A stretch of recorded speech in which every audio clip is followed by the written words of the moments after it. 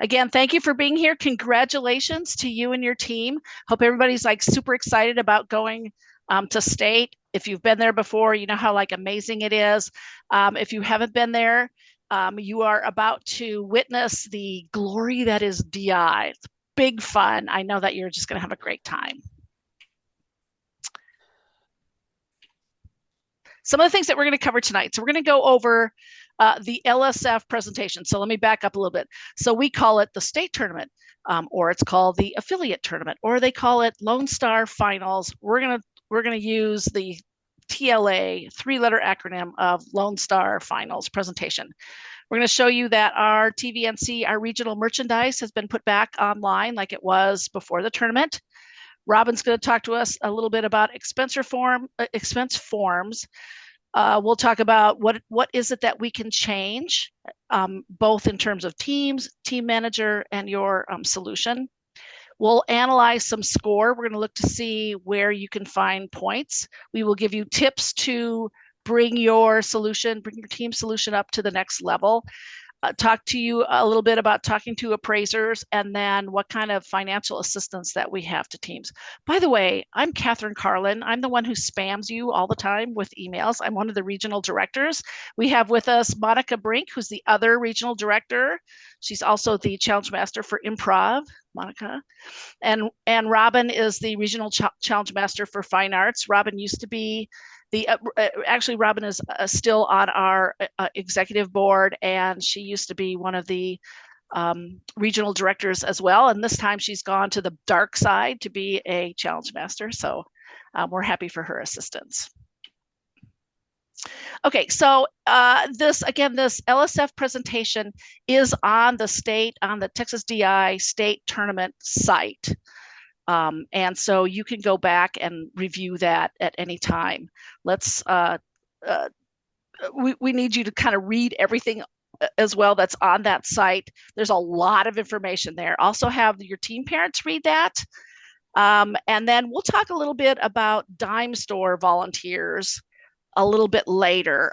We kind of treat them as an appraiser, although you guys don't do appraisers this time, you do volunteers, but there is a stipend to a team that supplies a volunteer for the dime store. So let me bring this up. All right, can you guys see this? Yes, okay, perfect. All right, Lone Star Finals. Yay. This is some information about the contacts. Now, one of the things is that this is where in the season that it's harder for Monica and I to help support you, because a lot of this information has now moved to the state. So whereas I could review your expense form or your tournament data forms, now I don't have that authority.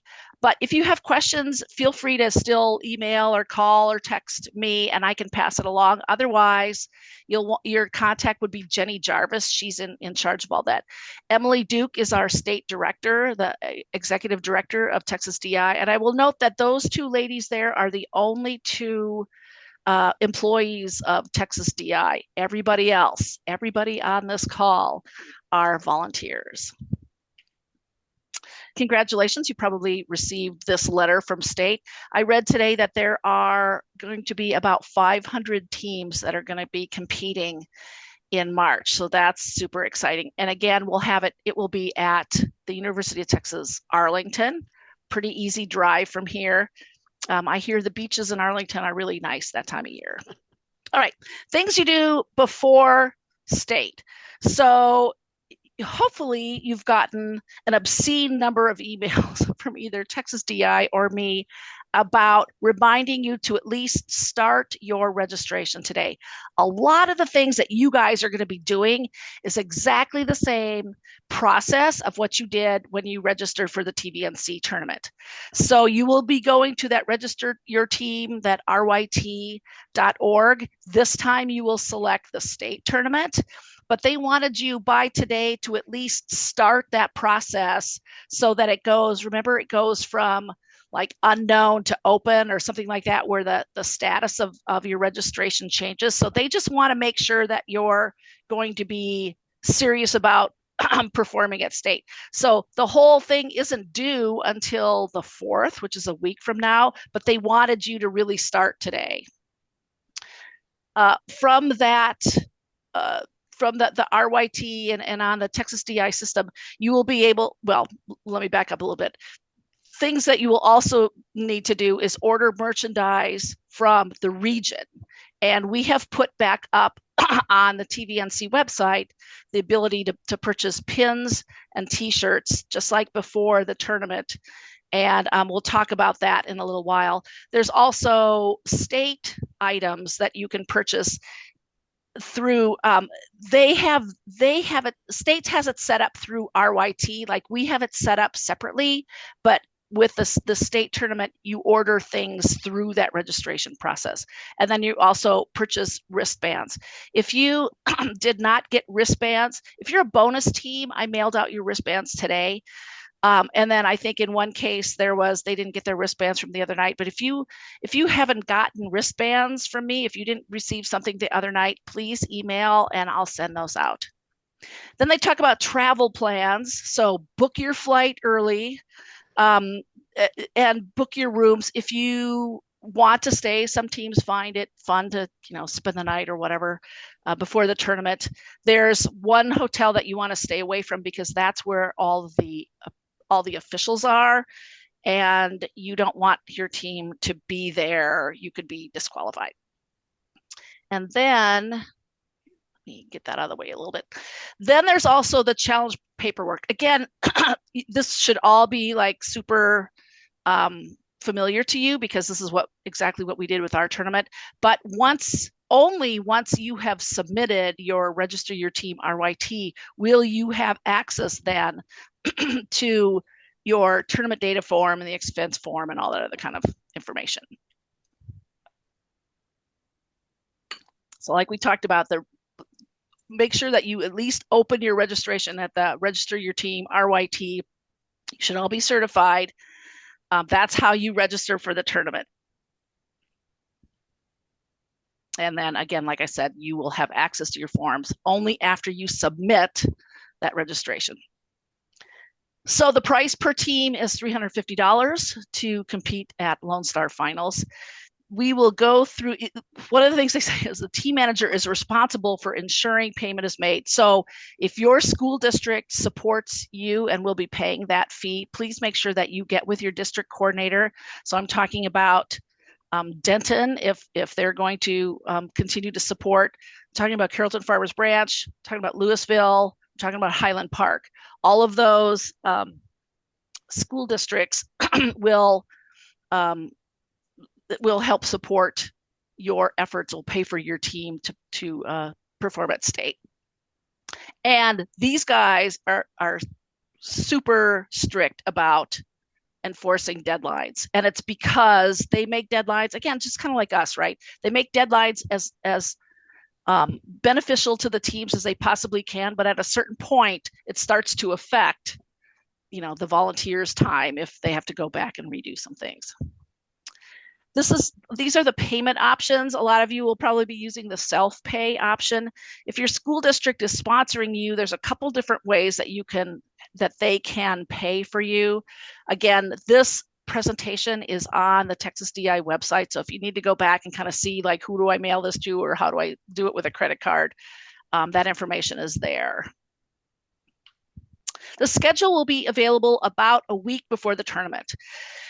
There is, and it'll be on that tournament website, and they will also let you know, you're not going to be in the dark on this. They'll email you that the schedule is available. If you have any scheduling requests, that is done for Texas DI. That's done as part of RYT and the online registration. For us, that was done as part of the forms, right? And there was the little calendar, where you could like give it information about if you have conflicts and stuff like that. But for state tournament, that is part of the RYT, the register your team process. And they make every effort to accommodate your team, but they can't promise anything. And then there's more information on the website. When it comes really close to the tournament, they're going to have an app that you can download and run, like super awesome.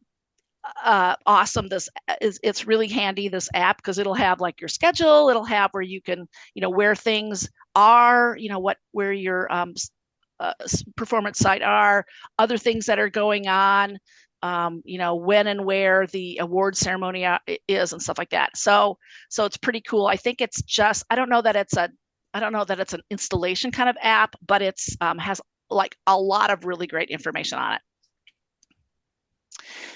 Volunteers. So your teams for this tournament, you do not supply an appraiser. The region does, but you are required to supply a volunteer. And so each team is required to submit a volunteer. The volunteer signs up on RYT, just like what we had our appraisers do for our tournament, if that makes sense. The volunteer hours, they'll make sure that the volunteer is going to be able to see the team's performance. It's typically a 2-hour gig, so they will make sure that they've scheduled you accordingly. The volunteer coordinator for Texas DI is actually Vera, who was the appraiser coordinator at our tournament. They say, please note that a support volunteer is different from an appraiser. But at TVNC, we have one of those volunteers we do consider as an appraiser. But again, like, a volunteer is required per team. The team manager supplies a volunteer a link, just like we did with the appraiser. Merchandise. So there's 2 sets of merchandise here for state. One is regional. So our regional, the Magic Bunny t-shirt. Regional t-shirts are required for every team member and team manager that go to state. And I'm not trying to, pitch our really great merch. I'm just saying that's a Texas DI requirement. So make sure that you order the t-shirt. We, on our website, we've got what the deadlines are in case we need to reorder some. We've contacted our vendor to make sure that we get them all before the tournament starts. We also have up, on that same merch page on the regional website, that the regional pins are available as well. So that, like, 3-pin set with the movable bunnies, as well as the star pin, those are all for sale there. We have a limited quantity of those, and we don't have enough time to reorder them. So once they're out, they're out. So that's region. State has their own set of merchandise. So there's state t-shirt and state pins that are available either in advance or on site. The prices are a little bit higher on site. If you want to order pins and t-shirts from state, you have to order them as a team. So it's a single order. I want to say it's part of the RYT process again. So for the region, the team parents can go on there and order stuff, right? On state, only the team manager has access to that system. So you're going to have to take the order of your parents and stuff like that ahead of time. There's no requirement for state t-shirt or state pins. They're purely souvenir type objects, but like, everybody likes to have them because, like, dude, I went to state, right? And they have the images and what the t-shirt and what the pins look like on the state website. Then there's wristbands. So everybody's required to have a wristband at state. It's a kind of a safety issue. So you can purchase these in advance, and they're a little bit cheaper in advance, and that you can buy them online with credit card, or you can purchase them on site. I highly recommend getting them in advance, because buying them on site, especially the very first night, Friday night, big zoo. I mean, it's like commotion, major commotion, right? So you want to probably get that taken care of. Plus, it's like you can't go to the mixer unless you have, a wristband. So you want to kind of take care of that. Now, we've sent out, what you guys have for wristbands is the number of team members that you have plus the number of team managers of record that you have. So that's what you got from us. If you want to have other spectators, wristbands, again, like let them know so that you could place that order for you. Oh, I see. It says that they're no longer offered through Register Your Team. It's a different link on their website. Oh, counterfeit wristbands.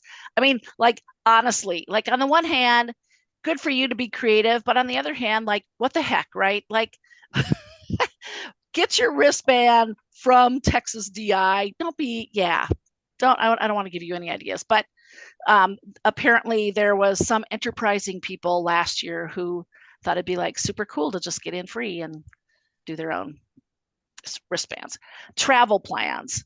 I suspect that you probably aren't going to be taking a bus or a plane to Arlington, and you probably aren't going to have a hotel either. If, like I said, some teams think it's kind of fun to have a hotel room the night before, do not book a room at the Appraisers Hotel, which is that DoubleTree Inn, Arlington DFW South. Do not book a room there because that is the appraisers hotel, and if they see like kids and stuff walking through, I guarantee you they're going to ask who you are and what your team number is, and you're probably going to be DQ'd.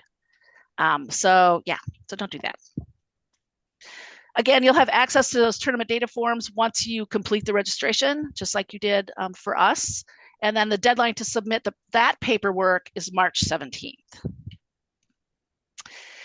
Requirements and restrictions. You're going to see this looks real familiar to what we did at our tournament. They ask you to bring a laptop or something that in case you need to change your forms, just like at our tournament, they want you to have a device there.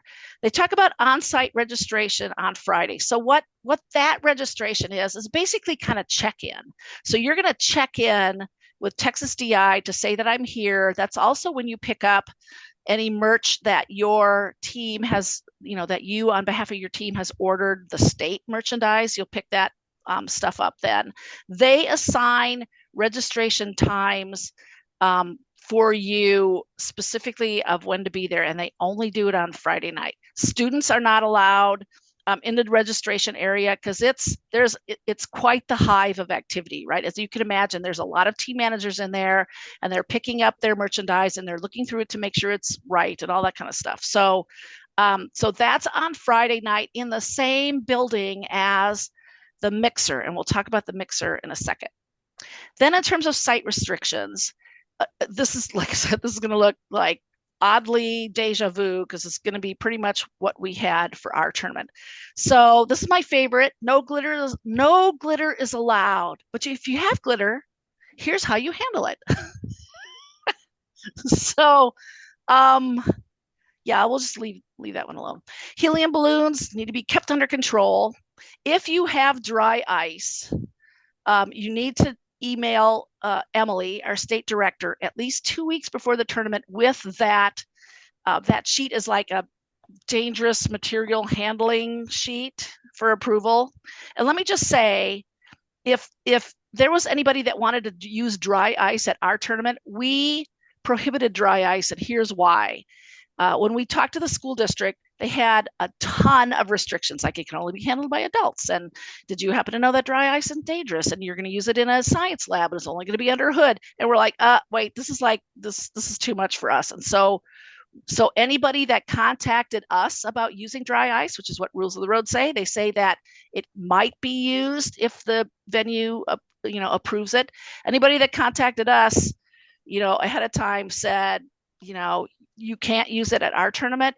But if you move on, if you advance to state, they do allow it under these restrictions. No water guns, not because it's a gun, but because it's water. So they don't like, things leaking and stuff. Again, if you didn't hear us the first time, like do not stay at the hotel that the appraisers are staying at. And then also all the sites, the competition sites all get set up on Friday evening they are off limits. Like, don't wander in and say that you want to see your site because because they will not be scored. There's a whole bunch of like, you won't be scored, you won't be scored, you won't be scored. But it's like, this is supposed to be a level playing field for everyone. So please kind of follow along. Friday night is like my favorite. So that's on site. Again, it's like not really registration because you've already done the RYT thing, right? This is like check-in. So they're going to give you a time slot and they expect you to adhere to that time slot. And that's when you come in and you pick up your order. There's that night is a team mixer, pin trading.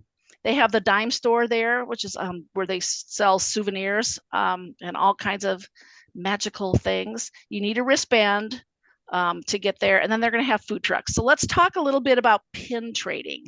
So what you see there are kids with pins. And these pins are like a huge deal, like huge. And what you do, what happens is it's this mixer for kids and they have pins usually from their region that they want to trade with kids from another region to get that region's pin. And so my DI mentor, the first time my team went to state, they said, here's what you do. You buy 15 pins or whatever it is. I think it's 15. We have 16 regions. So you'd buy 15 pins and you'd want to get a pin from every region. And there are rules, right? There's like, you can't, scam someone and don't take advantage of younger kids and whatever. But it's this really kind of cool kid friendly. I would say kid friendly, mostly if the parents can kind of stay away. Cause like a lot of times the parents are like, out there wheeling and dealing too. It's like, this is really for the kids. They go up to another kid and they'll say, oh, these are really cool pins. Would you consider trading this one? And they'll say, yeah or no, or I need 2 pins or whatever. But it's this big, friendly, outgoing, fun, major, cool thing. I highly recommend checking it out. And I'm not trying to like foist our merch on you, but I can't tell you how many parents bought like 3 pins, and they got there and their 3 pins were suddenly, it's like they really could have used, 20 pins or whatever, because 3 pins doesn't get you very far.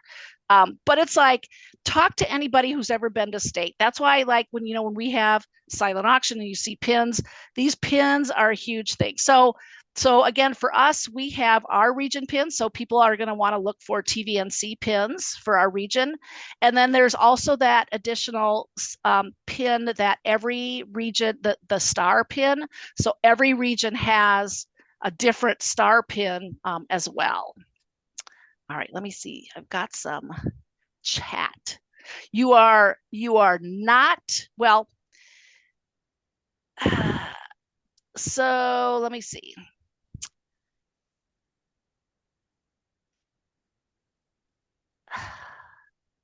Okay. Are we required to go on Friday to UT Arlington? Yes, you are required to check in your team, right? So that's where they know that you for sure are going to be performing. So yeah, 15 sets per kid trading.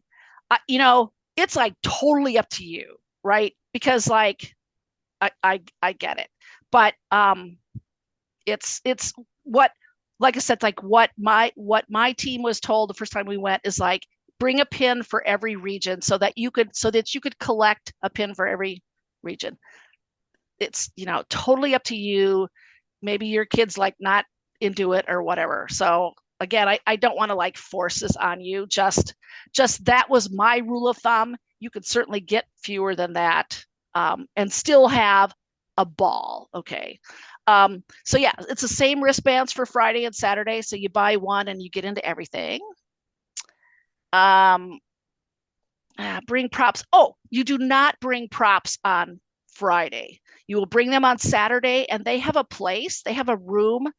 I think pretty much close to most of the challenge venues that you could store your props. So yeah, it is per person for the pin, right? Because it's like each person is going to trade to keep pins for themselves. Let me see if I have. Catherine, Yep. can I just say one thing about check-in? I Yes. know that this is the way it used to be. I used to check teams in for team managers all the time because they couldn't go. They didn't have another Ah, person to stay at the hotel with their team. So I'd check them in. You just have to make sure that person has everything they need to pick up so your that's orders or whatever. that's a good point. I think that you can send someone like your district coordinator if somebody else is going to be there. I think you're Yeah, right. I think that's a good yeah, point. Um, yes, that's right. Yeah, because Robin, you would check in your teams that couldn't make it. yeah. Either they So couldn't make it or they just didn't have somebody to stay with their team at the hotel or right, whatever. right. And And some of they, our yeah, teams are coming from a lot farther than yeah, others. So yeah, thank you. That's a good point. And again, I know like people are like doing the math, right? Like how many dollars times 15? By all means, like don't. I just know that my child um is like a pin fiend. Is she in here? A pin fiend. Yes. Okay. All right. And then on Saturday from about 7 till 5, competition sites. They're going to be found on the website. Right. So the prop booth location. So that's where you can bring your props on Saturday. They're still going to have pin trading at the University Center from 8 till 4. They say souvenirs. It's the dime store there. They also have wristbands. You can buy wristbands there again. Um, there's a food court that is at that university center. It's like the student center, right? The silent auction is at the university center. Silent auction, and we'll talk about that in a second. And then they have selfie stations, some fun activities around. Well, let me talk about silent auction now. So every region is responsible for some part of the state tournament. TVNC's responsibility is the silent auction. And that's where if for volunteers, you guys have volunteers that are required to submit. We would love for TVNC volunteers to hang with us in the silent auction. So as your volunteers are signing up, let me know, and I will let Vera know that we want to recruit uh, volunteers for the silent auction. Typically, it's like one, maybe two per shift, and they're a 2-hour shift, and it starts at like 8 till 4, right? Every 2 hours. And Robin helps, and it's like big fun. All right, let me see. What do I have? Oh, love to help with silent auction. Yay. Volunteers, I don't think they get in free, but I know a guy that might have extra wristbands. I'm just saying. I know a guy. hmm, Oops. Okay. They talk about UT Arlington, and Arlington's a great place, and they have a lot of fun things to do. And I would imagine everybody here has been to Arlington, so it's big fun. The campus is beautiful. It's a really nice place. It's a super nice venue. I love that we have our state tournament there every year. All right, a lot of dining options. They have a lot of options on campus. Chick-fil-A, yeah. And then they also have, I think they said that they're going to have food trucks that night, that Friday night. Parking passes are required, and they can be found on the website. So you can just like download it. It's no big deal. You don't have to pay for it or anything. It's just the pass that you put in on your dash to show that you're supposed to be there, um, that you're able to park there. Um, the let me see, the you can park in any lot or the parking garage that has space. Some of the spaces are going to be reserved for drop off, like really or official parking. So be aware of that. You're going to see a lot of teams are going to have U-Hauls or buses, so watch out kind of where they're going to be. And then you can kind of like for us, you could briefly use those drop off lanes to drop off the props and scamper away. Picking up your scores. So this again, they're using the exact same system that we used, the scoring system, the DIHQ. And what they say is about 30 minutes after the team's presentation, so the team manager can return to the challenge site and the head appraiser will review the scores with you. This is a little different from our tournament where we send it out, and if you want to come back and talk, you can. Now, I will say that at state, sometimes they do that and sometimes they don't. So sometimes you go back and they're like, why are you here? It's like, because Catherine told me to come back for my score. So they'll just let you know. I will also say that typically what appraisers do is they appraise a couple teams like early in the day just to kind of get their bearings a little bit before they start submitting the scores. Now, all of these people are seasoned veterans. Most of them are actual challenge masters themselves. So it might actually be 30 minutes. I will say that at our tournament, I had all kinds of emails about people saying I never got my scores. And I don't know why that is, because we send it, like we have the system, the score room system sends it out. So, if you don't get it, show back up at your site and see what's what, because they probably have sent it out and for some reason there's a glitchy system. I don't know. Again, you've got 30 minutes to kind of look over your scores. And if there's some issue, you would go back and kind of have a conversation with that. Make sure that you send a team representative. This is not the point where the team manager goes back and like haggles about what their score is. The team representative, your team should be in a situation where if they feel something, and again, this is only deductions or objective scores. If they feel there's an issue, somebody in your team should be comfortable to advocate for what their presentation did. And then it says scores not picked up, like not really picked up, they're emailed anyway. And then the closing ceremony this year is going to be at Maverick Stadium on the university campus. So I know that people love like going to Texas Rangers Stadium and stuff like that, but it's kind of a hassle getting there and parking and stuff. So it's going to be on the university property. Gates open at 7, awards start at 8. Again, you'll need a wristband, and they'll be like watching, like your wristband walking into the building or wristband seating. Again, the teams are going to ask to wear their regional t-shirts. Teams will have reserved seating assignments, and we'll get that when it's closer to the tournament. They're real careful about only reserving sort of what our contingent, right? So team managers and team members, and no more, right? So please don't have your posse or grandma and grandpa kind of sit down with the teams, because the whole point is for the teams to be your whole region, the teams to be seating together. And there's been some years where, our teams were kind of split up because we didn't kind of, know that. So no, you know that now. The stadium is outdoor, so it doesn't have a roof because it's outdoor. So please plan accordingly. And then they have a clear bag policy, and they'll, a lot of this information as it gets closer to the tournament, you'll find out more information. And then they get these really awesome honkin' medals. And again, they'll tell you, depending on how many teams and stuff, that we'll know like how many places they get medals or how many teams advance on to globals and stuff like that. So we'll know that again closer to the tournament. There we go. Right. So they'll have what the advancement policy is. It's typically, per challenge, per level kind of thing. And an extreme, those of you who are participating in extreme, that is only a Texas DI program. And so you don't advance onto globals like everybody else.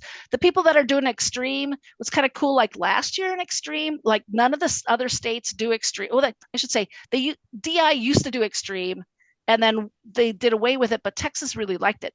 So little by little, I think it's kind of rolling out to some of the states. I think this year we're going to have California and Colorado maybe coming to have their teams participate in extreme so they can kind of see how that goes. And I think that's like super cool. And then you know how to get in touch with me, I hope. And then the state contacts are there. Social media. Okay, let me go back to oh yeah, see, here's our website that we put these back up at the regular prices again, the bunny pins, the state pin, the star pins, and then the magic, or the DI magic t-shirts. Let me find the presentation, and I have, what am I doing?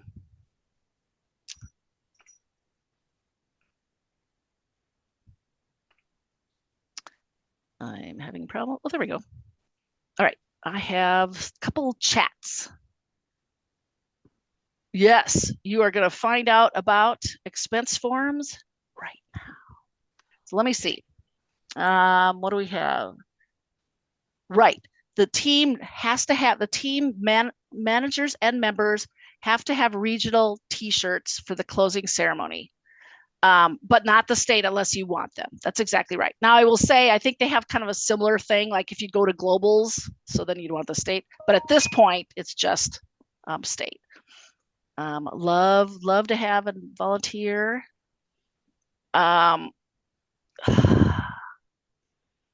Did you tell them about the dime store volunteer?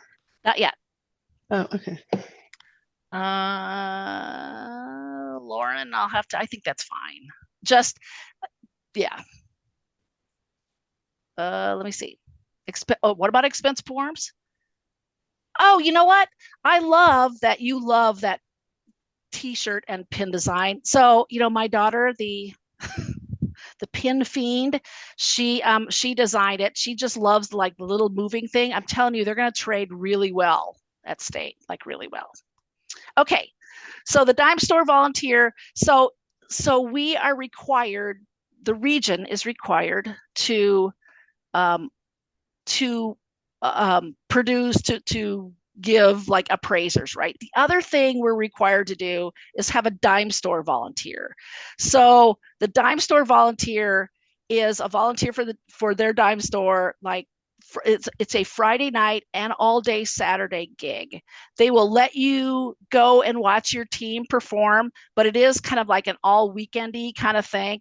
We will give $100 stipend to a team that supplies that volunteer. We also treat them if Texas DI travel policy is that if you live more than 30 miles from the venue, then they will cover a double occupancy one night hotel. So let me know if you have a dime store volunteer. That's the only volunteer we do not have yet. We have given them our entire complement of appraisers, but we're still looking for a volunteer for dime store.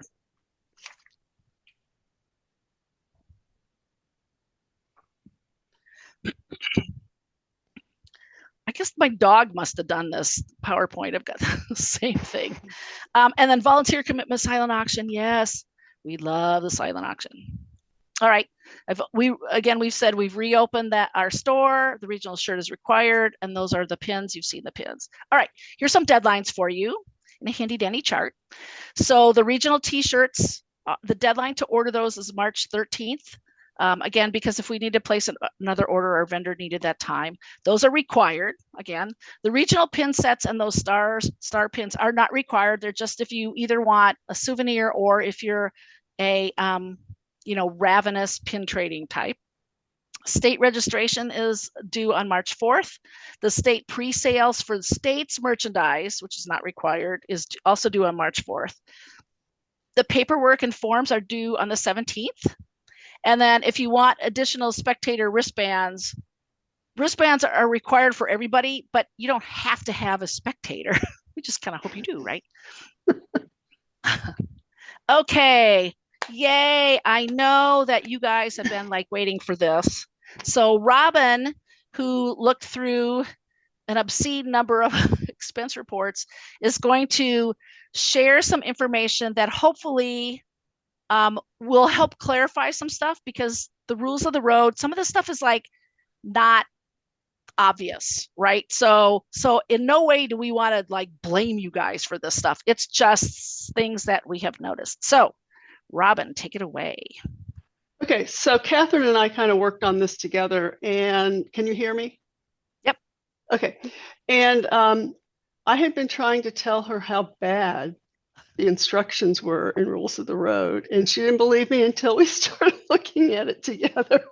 So we understand now, and I found stuff in here that there's no telling how many times I read this section while I was pre-checking and before that, before training, and I missed some of it. And I used to have a team, so I don't know how I did it. But anyway, I wanted it to be a little bit easier for you guys. So on the spreadsheet that you fill out online, you have categories, methods, items, and cost. And none of it is really clear.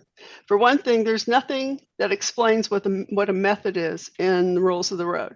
I found that out pretty quickly. Okay, so the categories are, you're probably familiar with this, trash. The things that are asterisked do have a value. Trash is only for true discards like newspaper and plastic bottles. You shouldn't be discarding those, by the way. You should be recycling them. Clothing is another category. That clothing's costumes, hats, street clothes, if it contributes to the solution. Equipment, again, let me jump in on that. Okay. Street clothes thing, because typically, the universal costume of DIers is like blue jeans and t-shirt, right? Right. Which is exempt, or what, you don't have to like say, the value of your clothes, of their clothes.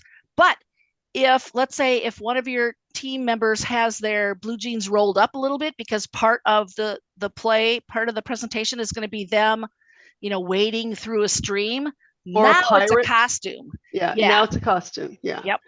So it's not always clear. And sometimes t-shirts, if they represent like the rainbow, can be considered a costume. So you have to be careful, but usually they're exempt. Equipment in Rules of the Road, they lump it together with scenery.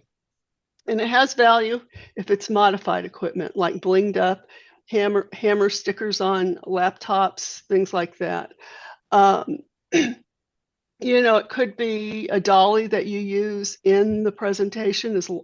If it's not decorated or blinged up, then it's exempt.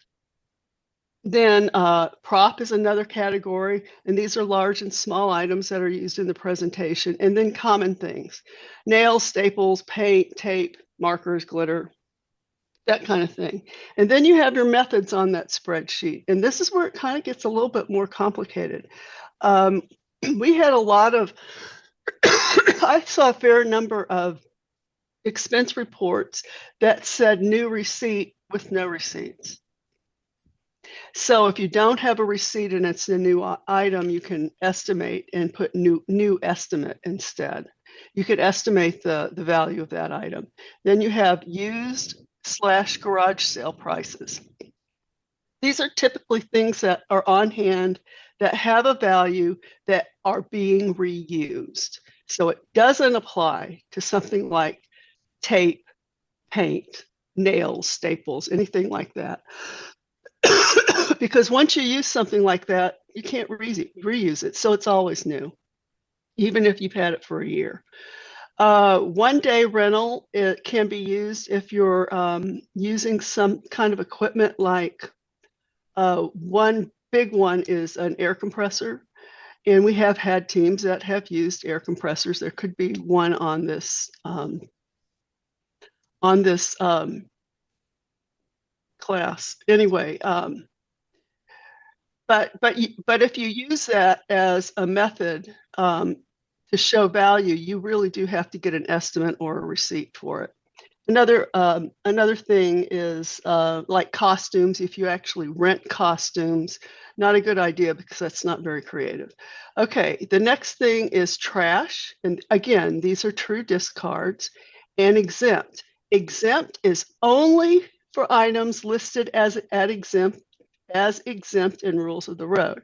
Page 27, number 2, and page 28, number 4. That lists the items that are exempt. And so just because something comes out of the trash, there's no value to it, it is not exempt. It's zero value. And the problem is, what we have found out is that the system defaults to exempt a lot of times, and you can't override it when it's a zero value. I don't know why it does that. I did play around with a couple of expense reports after the tournament, and I found that category of trash, method of trash, and something like a water bottle or newspaper, you can give that a value of 0, but everything else I think overrides it to exempt. So if that's what it does, you don't have a choice. You have to go with that. But those are the first 2 columns on your expense report. And we're going to show you some examples in just a minute. Okay. So there's a question about cardboard. Cardboard is always trash. Well, we're talking about corrugated cardboard from a box. That is trash. If you didn't buy it, because I have bought boxes. So I've bought cardboard, which is not the same. So have I too. Right. So have I too. And if I had room on my expense report, I put down the new value, but you don't have to.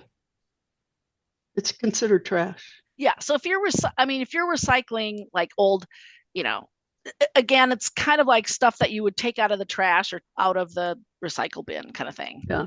Now poster board is different. That's cardboard, but it's not the kind of thing that you can put in as trash, unless it's truly trash and you were going to throw it away and you're just using the other side. But okay, next thing. So Brad, do you want me to tell people this, or is this What? your like trade secret? Yes, you can. Brad says, he said, in Richardson, there's a community recycle dumpster that's easy to get whatever you want. Well, thank you for sharing. Do we have the address of that? Well, and I will say, yeah, I know, right? I will say that being a team manager like turns you into some like crazy hoarder type, because I'm like, should I throw away this egg carton? Okay. My daughter graduated in 2009, and we still have stuff in the garage. We still have it. So yeah, it never goes away.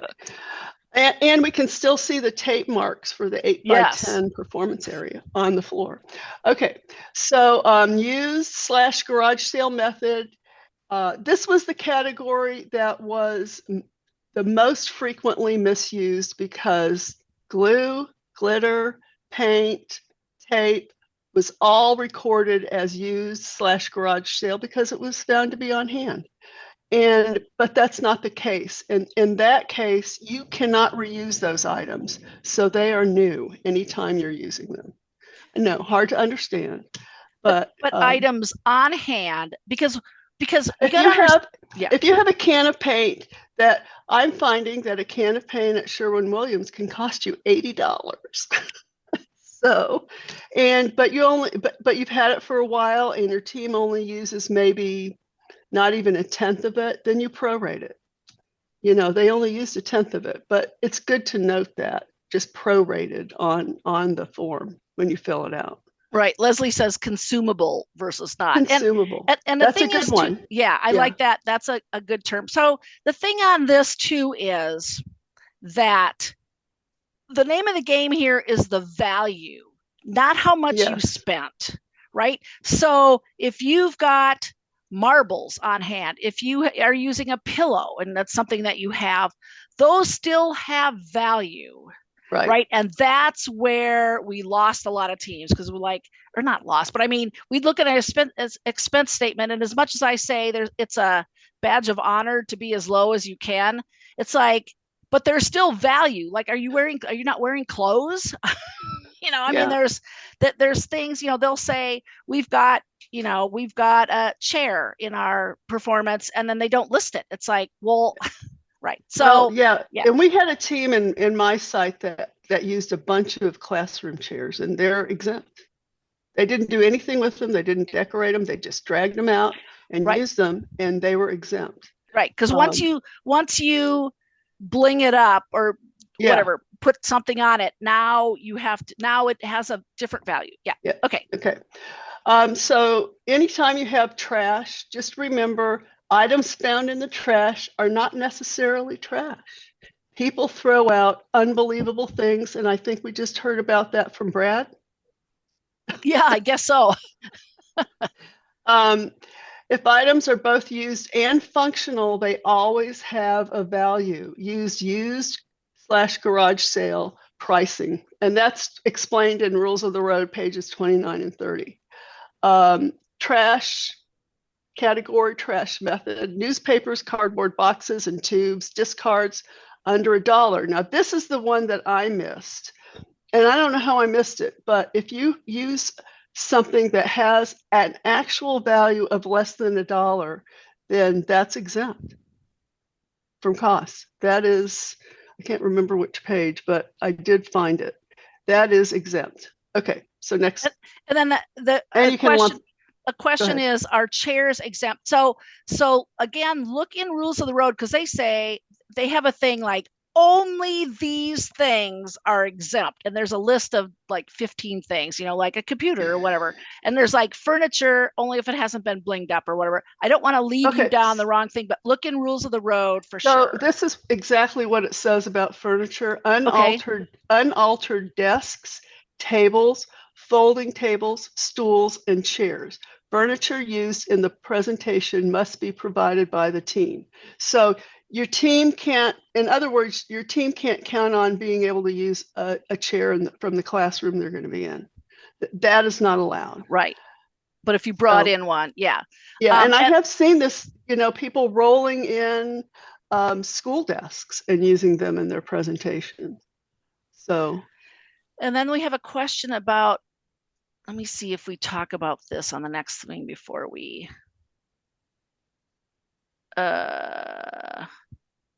This is where we are, right? So the question was, okay. The question was, how would you value a piece of construction paper? So we're going to talk about something that's called common. Yeah. And that'll come into play on that. Hopefully we'll answer your question for that. So the equipment category. Now, this is equipment used in the presentation. This is not equipment used to make your presentation. Yeah. It's not. No, I see what you're saying. Don't include equipment that was only used to create the solution, like saws, hammers, glue guns. Those are tools. I did see glue guns on expense reports, which it didn't matter, this time, and that's going a little overboard. Nobody's going to care about that, but you don't have to include it. Include equipment used in the presentation. Examples are classroom chairs, laptops, iPads, mobile phones. Those are all exempt. All of those are exempt. As long as they're not decked out, you haven't. So if somebody has a mobile phone out there they're going to use in the presentation, make sure there's no glitter on it. So then there's the new receipt method versus new receipt versus new estimate. And I think I already explained that. A lot of times you'll have something on hand you've had for years and they're going to use it in their presentation. And you, of course, don't have the receipt for that. So you can just estimate how much you might have paid for that. Like I said, an $80 can of paint. And then new estimate requires reasonable estimate for cost. Use if you don't have a receipt on hand. The new receipt I saw on several expense reports without a receipt. So that needs to be corrected, because they will want to see a receipt at state. I don't really know. My understanding is that they're pretty much sticklers for rules. So you might want to look at that. The attitude that we had in my site was that if there were mistakes, but we could look at it and we could tell that they weren't going to go over the limit, then they were okay. We didn't we didn't push it, but they will at state. So you need to be careful about that. Then the 1-day rental, I explained that this is used for expensive items only used in the performance, even if you have it on hand. And I do know people who own their own air compressors. And they just have to show like an estimate from a rental place and use that as the value. But you can't say, oh, yeah, we've had this for years, it's only worth $5, because that's probably not true. Golf carts, I did see a team use an old golf cart one time, and I think they rented it. So like I said, include a receipt or estimate from the equipment rental company. One of the teams in fine arts attached a wonderful spreadsheet that had everything listed in detail. And we used to do that when my daughter was on teams, because it wasn't computerized then, and it was just easier to put it all in an Excel spreadsheet. So there you go. Still have to have receipts. Okay, next. Okay, hold on. Any questions? I had a couple. So there's a couple questions. One of the points made was that, you don't put the glue gun, but whatever glue you use, right? The glue sticks in there. The same kind of thing as I saw something that was, somebody had something 3D printed.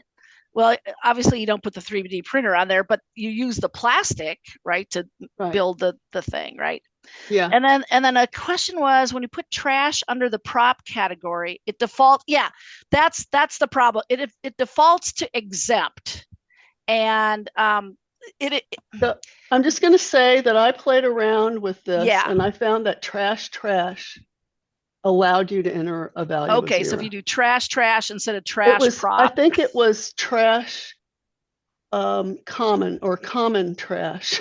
Well, common trash as opposed to uncommon trash. The other thing on this I noticed is that wouldn't allow it. They talk about exempt, like these things are exempt, and then if you put 0 for something, that shows up as exempt. And so now we got the word exempt used in two different ways, and that can't possibly be. That's why this is confusing to me. I don't know why okay, so another thing is, don't count sales tax or shipping. I did see a couple of entries for sales tax, but not shipping.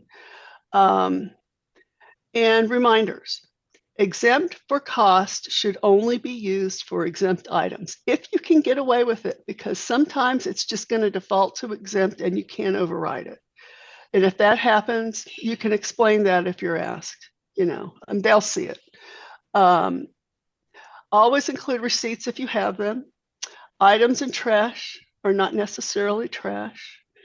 Not everything on hand is considered used, but everything on hand has a value. Everything used in the presentation must be listed, even if it's exempt or valued at 0. You can list some items. I thought we put this in here, but if you have items like glue, I think it was on the example. It's going to be on the okay. Yeah. Okay. Okay. Any more questions? Comments? Yeah. I think, let me see. So we need to include a screenshot if you're trying to find a resale. They're not going to go, you know what, I just bought this at a garage sale and you listed this for 50 cents more. They're not going to like nickel and dime you, that kind of stuff. They're not going to do that. It raises eyebrows when they see this big elaborate thing and you've got that you spent 15 cents on it. Or if you spent 400, you really spent $400 and you said I spent 20, whatever. That's the kind of things that are going to raise eyebrows. So we talked about, let me see some other ones. If they're using styrofoam that was found in the trash. So some of that stuff too, because it's like sometimes they say, like if you had leftover PVC from something, so like you could throw that away, but it's like that's or wood leftover from some project. That's like trashy kind of, but it still has a value.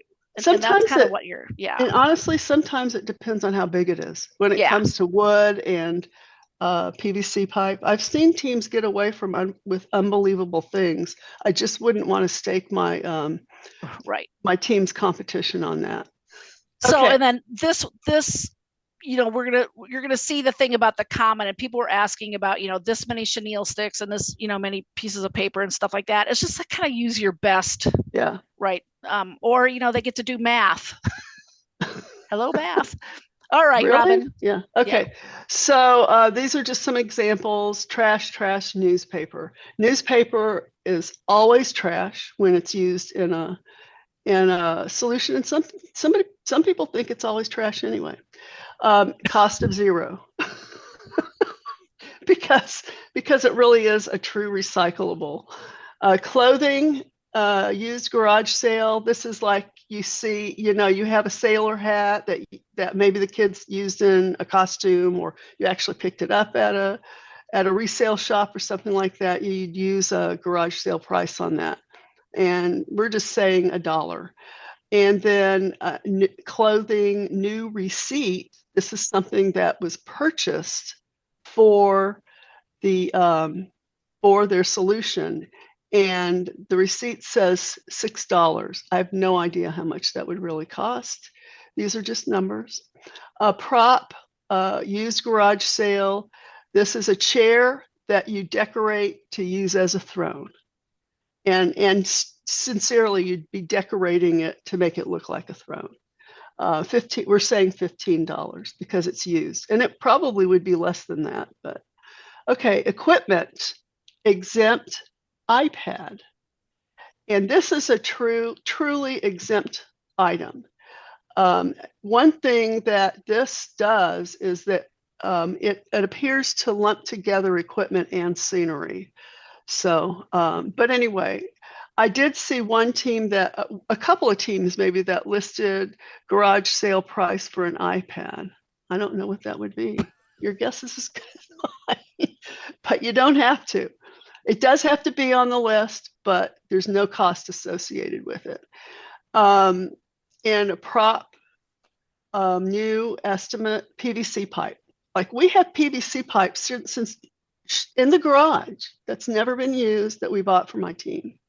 It's still new. It's never been used. I have no idea how much we paid for it. I'd probably go to Lowe's and price it if I were going to use it. Then a common item is something that you use in multiple things, pieces of scenery, props, whatever. And if you already have it on hand, it's still new because the paint you're going to use has never been used, but you're not going to use it all. You might use, I don't know, 1/10 of it. There was one team that you had several bottles of tempera paint, and they used a little bit out of each one. Anyway, so I'm saying $2. Equipment, this is a 1-day rental for an air compressor. I'm saying $20. I haven't priced that out. I don't know how much that would be, but it's a lot less than it would cost to buy one. So then clothing, exempt clothing would be DI t-shirts. That's always exempt. And then a common new estimate, things like common items that you use a little bit of, and you use it in a lot of things, like staples, glitter, glue. You can kind of lump those together because none of them are going to be worth very much. Paint might be different, but still, they're consumables. You use a little bit of it, and what you're using is not worth that much money. So. Okay, we have a couple questions. One is empty pretzel jar from the trash used as a prop. What's that value? To me, that's trash. You guys can talk about just that. Trash. Yeah, trash. Yeah. It's trash. And then there was a question. This is an interesting question about if you're wearing like if you have a team shirt, right? Yeah. Is that considered a DI shirt? If they're just regular shirts. Now here's DI t-shirts, team t-shirts, as long as it's not used as a uniform. I saw a team come in where all of the girls were wearing these really cute sweatshirts with, I think it was pink flowers, and they were all wearing the same shirt, and they were all brand new, you could tell. And I kind of went, oh, because I knew they were I'd looked at those expense reports, but But they didn't use them as a costume. It Right. was just But right, because it's like, because the thing is, it's like I've seen where the kids are wearing like all colors of the rainbow that yeah. somehow I gets mentioned that.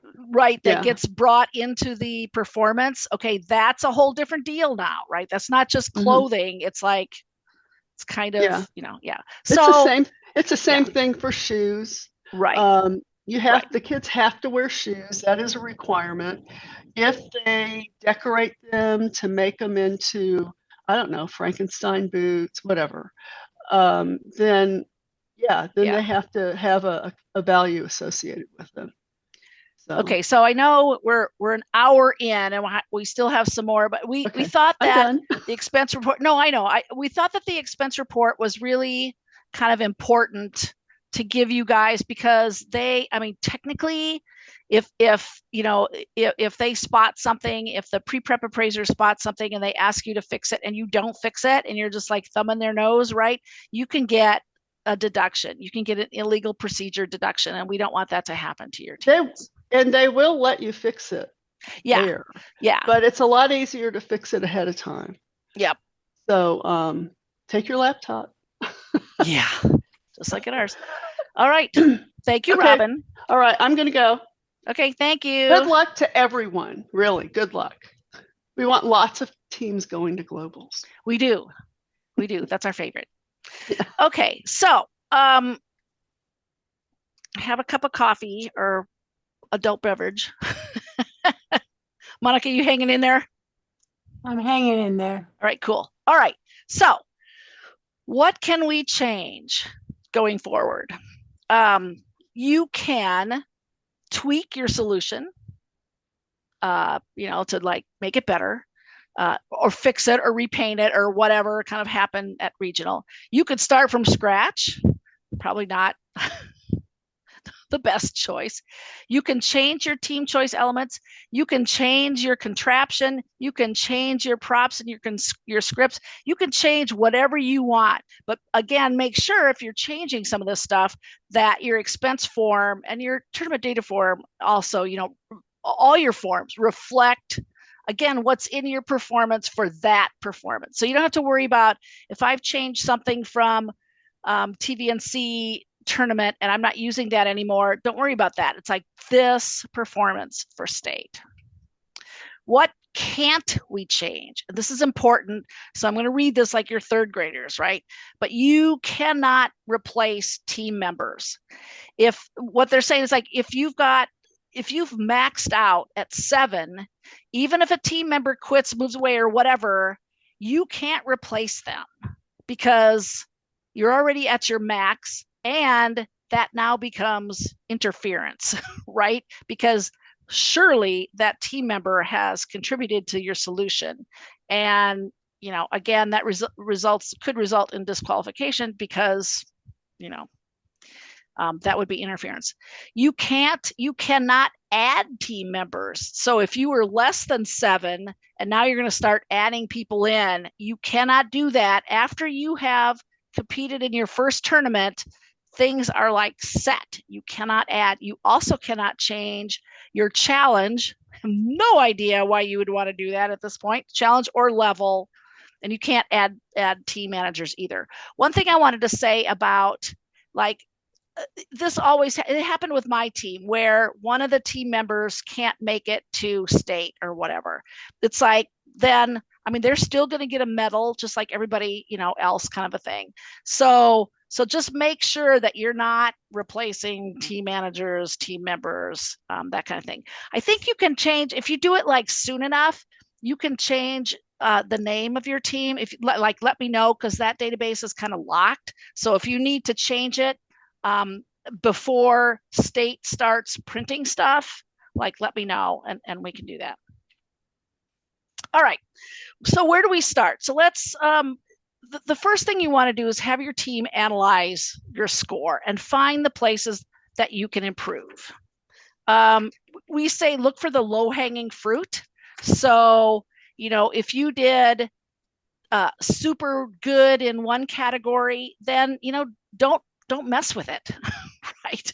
But analyzing your score is kind of key to all this. And I should say, have your team analyze the score, because like math is fun. Decide if good enough is good enough. Sometimes it is. And instant challenge, practice, practice, practice. I cannot tell you how important instant practice is, or instant challenge is. And just ask a team who has blown an instant challenge and went from first to worst. They will tell you with tears in their eyes how critical instant challenge is to practice. One of my favorite sayings is, one of my favorite quotes from Bill Gates is that success is a lousy teacher. And you will see that in a moment.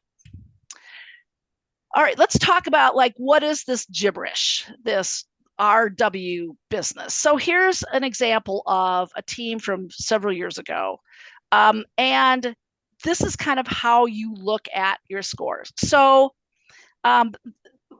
DI talks about raw scores and scaled scores, and just what does all that mean? So when you got your scores, you probably saw that they add up to some crazy number that does not equal the beautiful 400 points or anything even like that, that was defined as part of your challenge.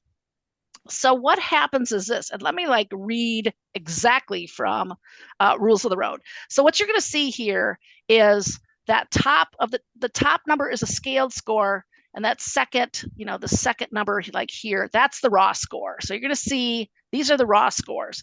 So it says the points awarded by the appraisers are called raw scores. They are calculated and reported in 3 sections: central challenge, team choice elements, instant challenge. The scores you received at the tournament were raw scores, and you'll notice that they are weird numbers that don't apply to anything that you saw as part of your challenge. But that's where these scaled scores come into play.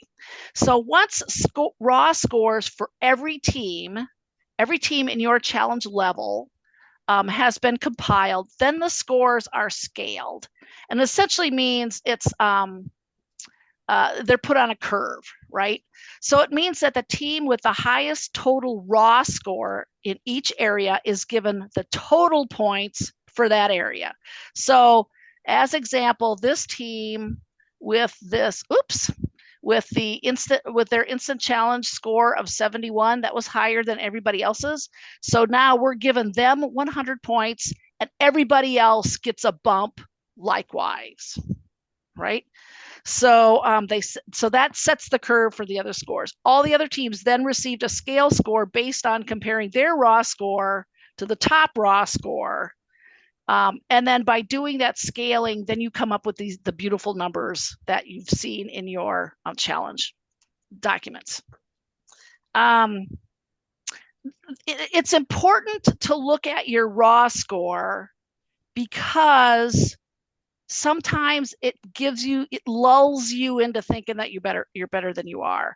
For example, let's look at this one. So these Shadow Ridge people here, they got the perfect score on the central challenge. Or I shouldn't say that. They got the highest score of 240 on their central challenge.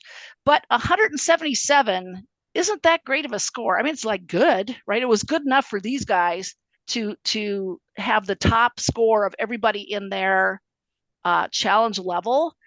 But, I wouldn't stop trying to tweak things based on just, well, I got the top score of these people, because you might not get the top score in a different group, right?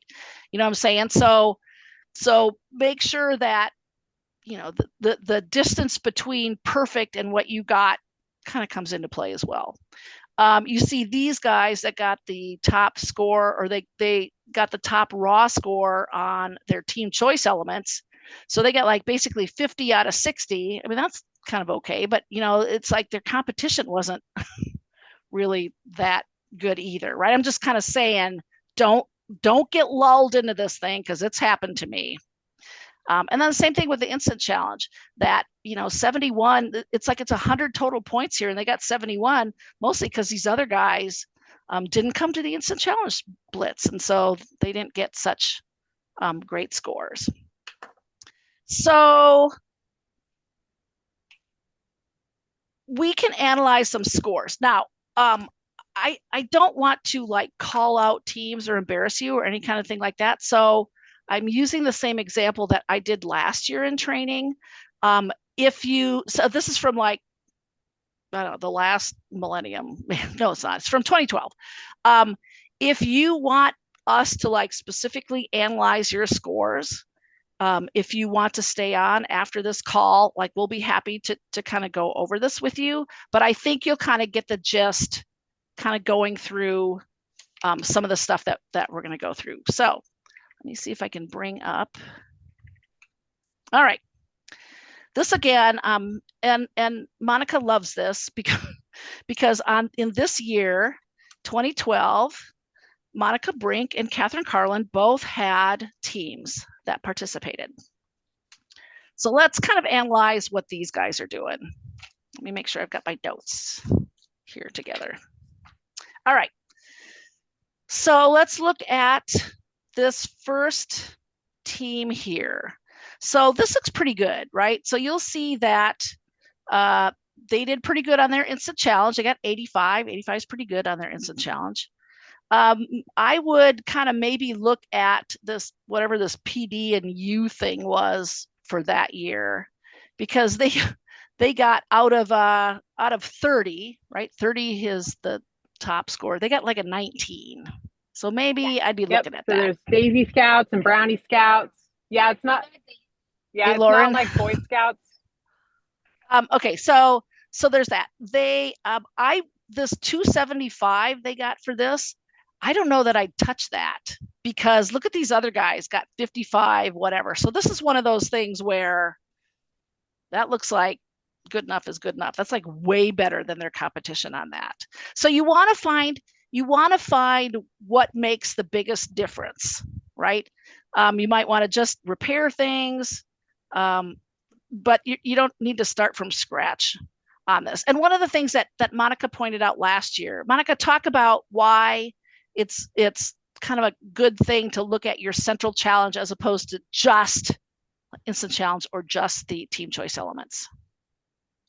Well, if you look at your central challenge, you can compare it to some of the other teams. You can see how you actually did according to the appraisers.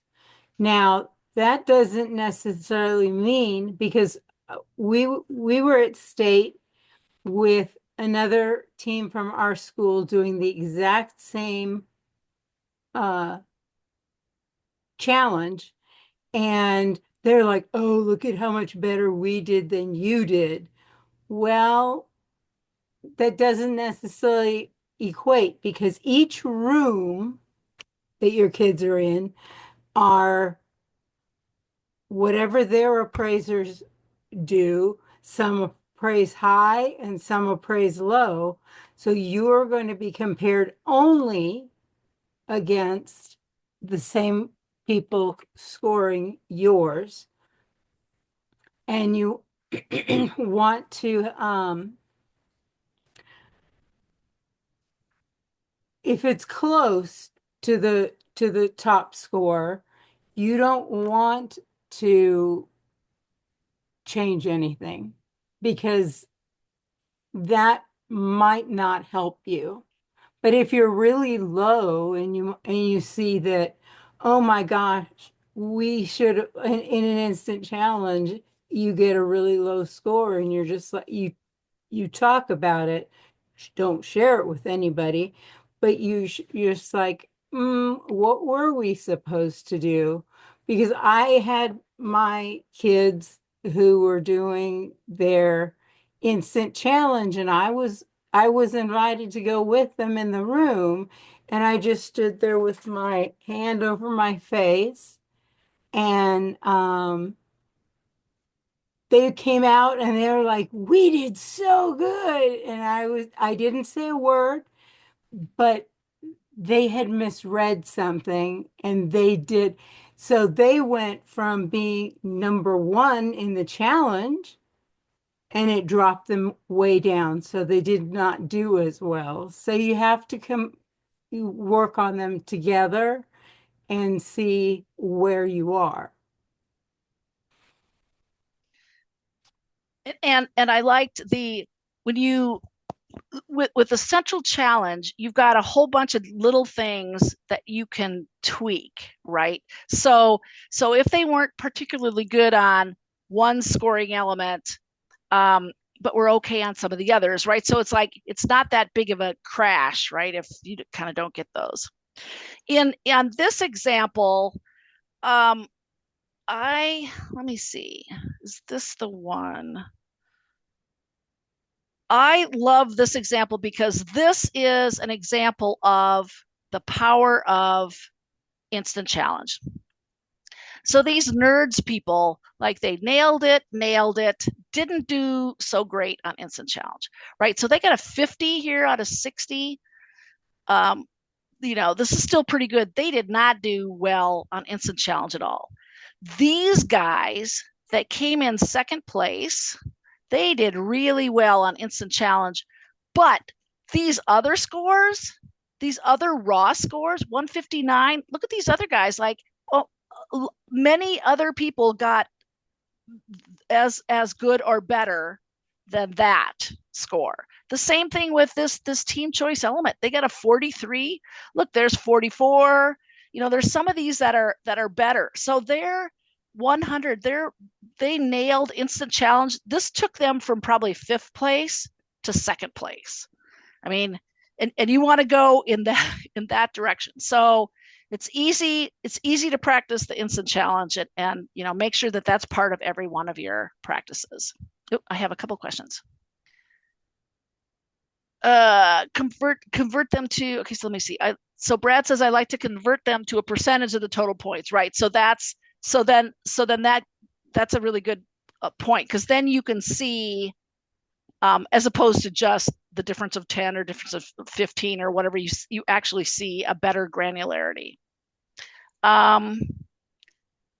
More than one team manager can go to instant challenge at state. I do not believe so. I think it's going to be the same issue that we had, that you can only go to like the last one, but I don't know for sure. You'll have to, they'll let us know. All right, let's take a look at like maybe a couple more. I wanted to show, here's Monica's team. Here's Monica's team. So Monica, looking at your scores here, so it looks like you guys did really well in instant challenge, and you got the tops, you got the all the points in the central challenge, but 152 out of 240, there's still stuff that they could tweak there. Mm-hmm. The same thing with the team choice elements. They got a 30, out of 60. So that's kind of how and I like how Brad and Trisha put it, where like you and have your team do this, because like math is fun. Like seriously, I'm a math major. Don't ask me to do lunch math, but whatever. So that they could get some idea, because they'll be able to like figure it out. It's like, okay, if we're really close here, where do we get the biggest bang for our buck? Because at this point you've got like a month, right? So you can't just start completely from scratch, but you can do some things to tweak. And then finally, because I had to find a year where both Monica and I went to state. Mm-hmm. Did you think for 1 minute I was going to show you an example where I was in like, our team was in like zillionth place? No. So let me tell you about these Kent people.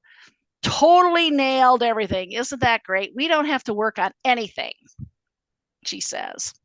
So my team, they like blinged it up and they did some stuff that, if we'd have looked at this, it's like, okay, 48, that's not so great on team choice elements, or 76. We only got that top score because these other guys didn't come to the TVNC IC Blitz, right? So that's why we just kind of coasted. But what happened to us is that there's intangibles and things that you don't think about until it happens to you. So the girls had a little song. Everybody loved it at regional. They thought it was kind of stale at state. and I didn't realize that because we were so excited, right? The other thing is we had this big prop that worked great at regional because it was on carpeting, and carpeting helped somehow with it. But at state, it was a tile floor, and the thing kept flopping around, right? So this is the kind of thing that you like keep in your mind as you're going through these things. So like I said, it's like, if you want, we can bring up your scores and kind of, but this is just kind of how you do it. It's like the low hanging fruit. Look to see kind of where you are in the whole food chain of this. There's probably teams that you beat that did something better than you did. So kind of go through that. I did have an email the last couple of days about wouldn't that be great if we could have, like, at one point, that the challenge masters kind of sit down and help teams, like not like why did I get that score, but kind of like what could we have done, or what kind of things have you done that could have made it better. And a lot of times what we say is like, come to the state tournament or watch some other teams perform, and they'll get some ideas of kind of what can be done. So anyway. All right. Right. Yeah. See, like Superman, and I will tell you that state is like a whole new ball game, right? There are a lot of like really good teams, and there's teams that are from school districts that have like DI class. You know what I'm saying? So we're up against some good competitions, but I will tell you that the competition in Texas a lot of times is like better than the competition at globals, right? What we have, what it takes for our teams to get from Texas to globals is like so much more difficult than a lot of other, teams around the world. All right, let's go back to upping your game. All right, in DI land, we call this good, better, wow. So these are things that you can bring up with your team and have them decide what will help move them from good to better and from better to wow. So good is reading from a script. I see a lot of teams read from a script, or having a narrator or an anchor man, or having songs and poems. And that seems like super creative for us here, especially if you're your first time going to state. But like a lot of teams do that. And so the appraisers at state, they've seen that a lot. So make sure that if you're doing that kind of thing, that you're punching it up a little bit, right? So better, you'd have your lines memorized. You could have original music. Make sure that your story is like really, really clear. Wordplay or cliches, funny things, surprises, and stuff like that. The appraisers really like. And then the wow is the clever or witty dialogue, or some kind of surprises. Monica talks about the pearl of, what was it? The pearl of wisdom. Tell us about the pearl of wisdom. Well, they decided that for their story, they were going to have a pearl of wisdom. It was one of those plastic balls that you would put your hamster in so it could run around. They put inside some opalescent tissue paper and lights and put it in a box. And we had the old lady who was waving her hands over it and opened it, and the lights came on inside we did not think it was that great, but the appraisers and the audience was oohing and awing about it. So let the kids come up with the this things. They are much better than we are. And it's just the surprise element of that. I've listed a link here, and I can send that to you. This is a team. It is a UTD team that I've had my teams watch like every year. And so it's a college level team, but it is just out of this world. It is a team that, like, that year they wove in their script, they wove in the names of all the other challenges that year, right? So it was like kind of this play on words and like inside kind of joke kind of thing.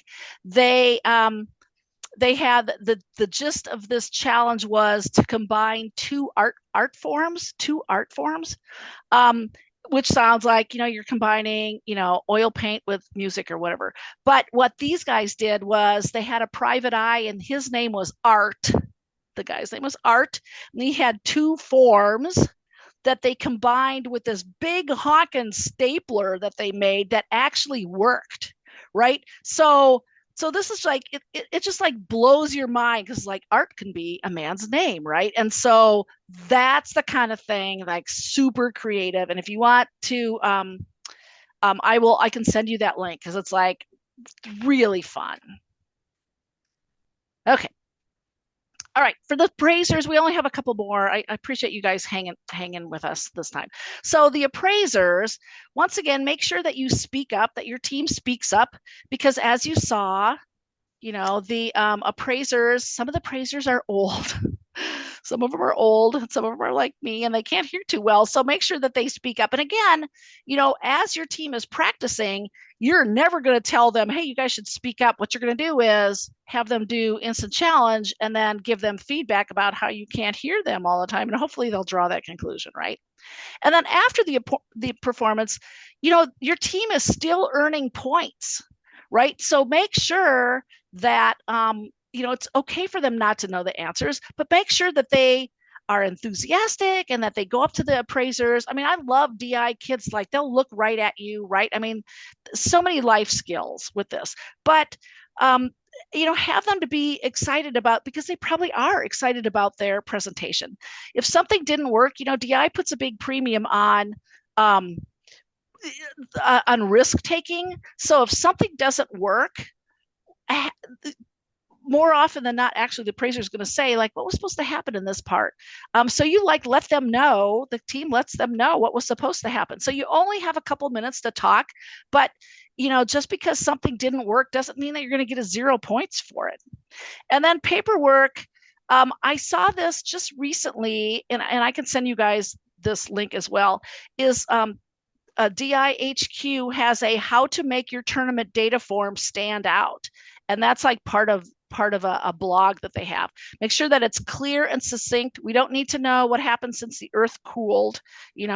I've read a lot of the tournament data forms, and some of them, like, I still have no idea what these guys are going to do when they perform. So I'll send you that link, so that it's basically the title of it is, how do appraisers look at your tournament data form. All right, I see I had a question. Yep, send the link. So it's so amazing. You guys are going to like this. I love it. All right, then I think that we've got the sample appraiser or sample question on our website under the resources somewhere. But, and if you guys want, I can send you this whole presentation so that you can kind of like go back. But here's some sample questions that the appraisers are going to ask. And you know that, and you can pretend to be an appraiser. Well, I guess you can't, because you don't want to interfere on this, but like have them look at it. It's like, these are some things that they might ask. And then we have our region has financial assistance to teams. There's a link to our policy guide on the homepage that we will give teams $100 stipend if you advance from TVNC to state tournament. Unfortunately, it's not bonus teams, but any of the other teams. And then $500 if you move on to globals in first or second place. But this is all predicated on whether or not we had an appraiser on day, an appraiser or significant day of volunteer activity from you guys. And so I need to like look into that to see if everybody's appraiser came and stuff like that, right? And then we talked again about the $100 for a team that supplies a dime store volunteer. And hopefully you know that that's our website and our email address. That's my cell phone. again, it's like we run the silent auction, so I'm going to be there like Friday night through, Sunday till noon or whatever. So you can talk or text. If you don't get me on text, because like a lot of times there's a lot of stuff going on, so like give me a call, and if you need something, we can make sure we can get it for you. All right, how we doing? Like I said, I appreciate you guys hanging with us. It's a little longer. I went back and forth with Rob, and I'm like, I did not want to make this all about expense forms, but we just thought it was like really important to kind of go over that, and hopefully we clarified it for you.